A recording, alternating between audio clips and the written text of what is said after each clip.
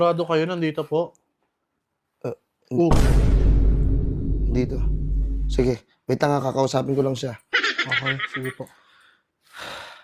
Magpapadagdag ka pa ba para umalis ka na dito sa bahay na to?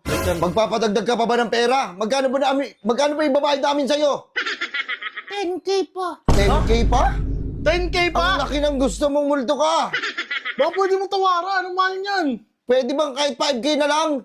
Hindi pwede 10K yan. 10K daw. Wala namang tao. Ano, Ano, may nagsasalita. Pag binigay ba namin sa inyo yung 10K, aalis na kayo dito. Ano? Ha? Aalis na sila. Pag binigay mo. Wait lang, Bawal sige. ba ano kahit- Kukuha na ako, ha? Uy, bakit boss? Wait lang. Takin sa wallet ko. Tangina ng boss.